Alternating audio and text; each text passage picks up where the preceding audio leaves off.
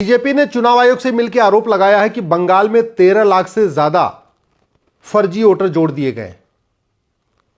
जो आरोप लगाया उसमें यह भी कहा कि इसमें बहुत सारे घुसपैठियों का नाम भी वोटर लिस्ट में जोड़ दिया गया। मैं पहले भी कई बार कह चुका हूं, जब तक ये 75 साल पुराना कानून नहीं बदलेगा, रिप्रेजेंटेशन ऑफ पीपल एक्ट, तब तक फर्जीवाड़ा नहीं रुकेगा, फर्जी वोटिंग नहीं रुकेगी, फर्जी वोटर आईडी बनना भी नहीं रुकेगा।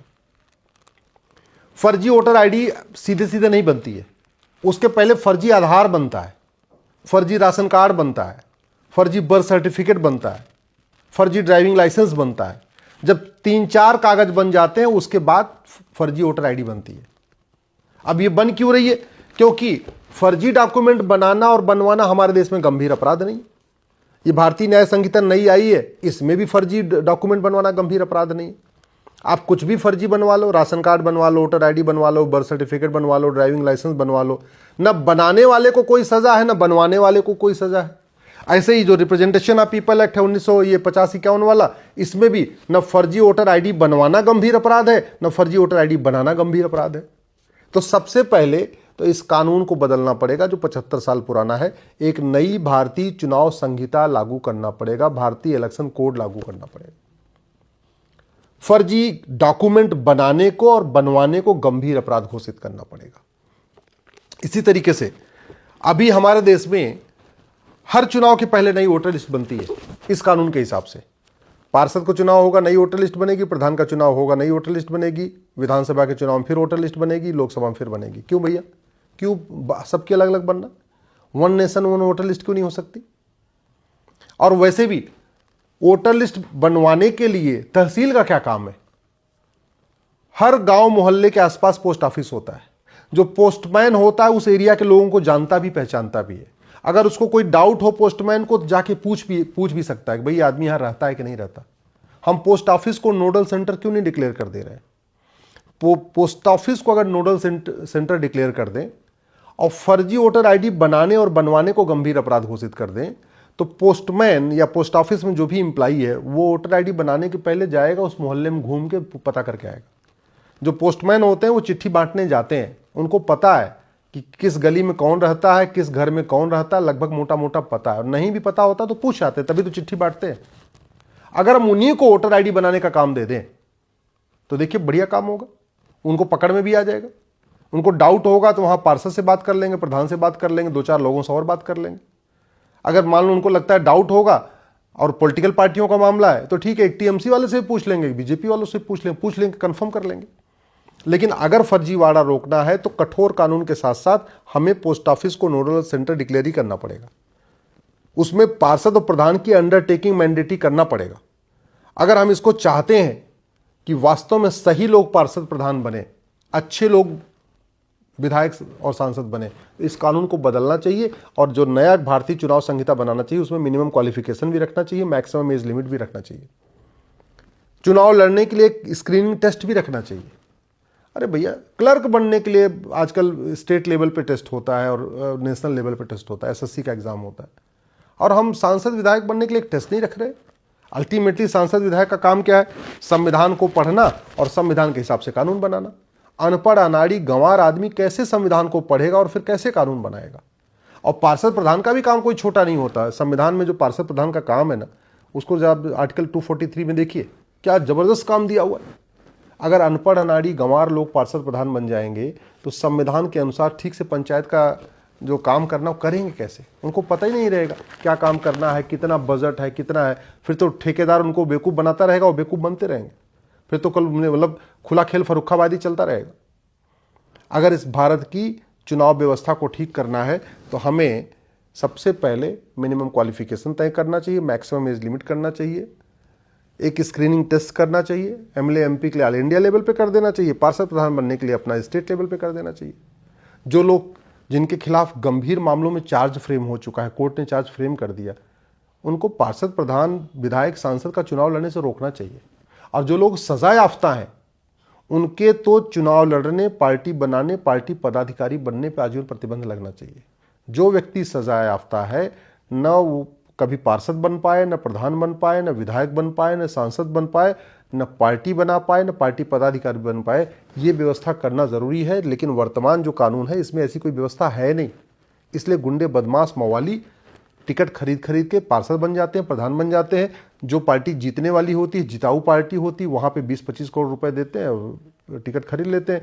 जनता चूंकि जो पार्टी का सिंबल है उसको देख के वोट करती है, ये नहीं देखती कि सामने वो गुंडा है कि बदमाश है कि मवाली है कि माफिया है। पार्टी के आधार पर वोट करती है, तो पार्टी के आधार पर वोट करती है तो ये माफिया जीत जाते हैं। तो इसका भी हमें व्यवस्था करना पड़ेगा। इसी तरीके से एक मैनिफेस्टो का स्टैंडर्ड फॉर्मेट हमें डिक्लेयर करना पड़ेगा। पॉलिटिकल पार्टियों को 100% कैशलेस करना पड़ेगा। ना कोई पॉलिटिकल पार्टी 1 रुपए भी कैश में ले पाए, ना 1 रुपए कैश में खर्च कर पाए।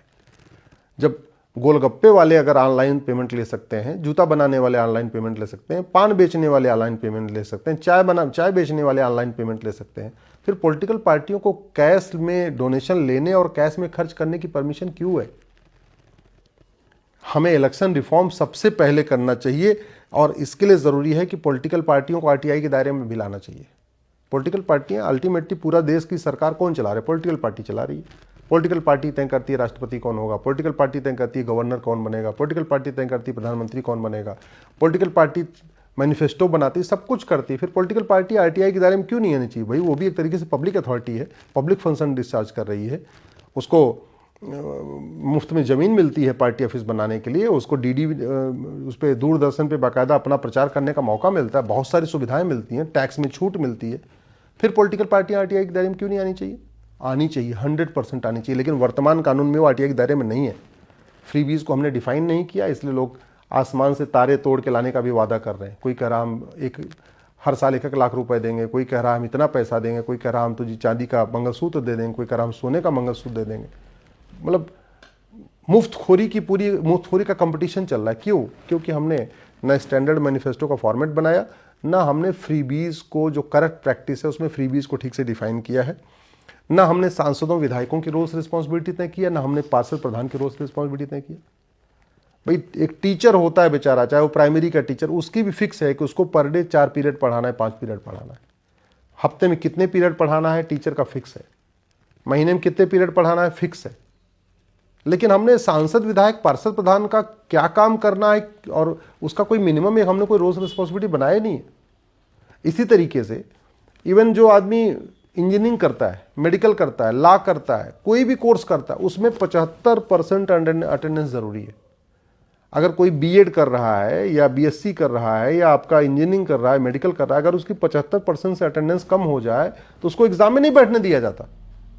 और हमारे देश में 10% अटेंडेंस पे भी लोग सांसद बने हुए हैं, 10% अटेंडेंस पे भी लोग विधायक बने हुए हैं, 10% अटेंडेंस पे भी मंत्री बने हुए हैं। ना हमने कोई रोल्स रिस्पॉन्सिबिलिटी तय किया, ना हमने मिनिमम अटेंडेंस का कोई क्राइटेरिया तय किया। मैं तो सुप्रीम कोर्ट में देखता हूँ बहुत सारे ऐसे लोग हैं जो लोकसभा के सांसद हैं, राज्यसभा के सांसद हैं, संसद चलती रहती है लेकिन वो संसद में नहीं रहते, वो सुप्रीम कोर्ट में पैसा कमा रहे होते हैं।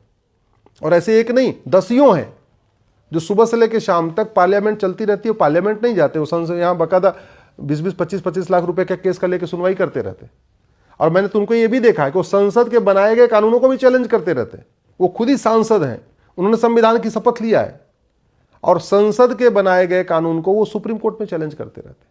मैं कई सारे ऐसे सांसदों को मैं जानता हूं जो पीएफआई जैसे संगठनों का केस लड़ते हैं, अलगाववादियों का केस लड़ते हैं। बहुत सारे ऐसे सांसद जिन्होंने संविधान की शपथ लिया है कि मैं देश की एकता अखंडता मजबूत करूंगा, और वो अलगाववादियों को वकील बन के बैठे हुए, माओवादियों के वकील बन के बैठे हैं, नक्सलियों की वकालत करते हैं, आतंकवादियों की वकालत करते हैं, जिहादियों की वकालत करते हैं, पत्थरबाजों की वकालत करते हैं। क्यों? क्योंकि हमने ये तय किया ही नहीं कि सांसद विधायक जब तक अपनी ड्यूटी पर रहेंगे, जब तक उनका कार्यकाल पूरा नहीं होगा, दूसरा काम नहीं कर सकते।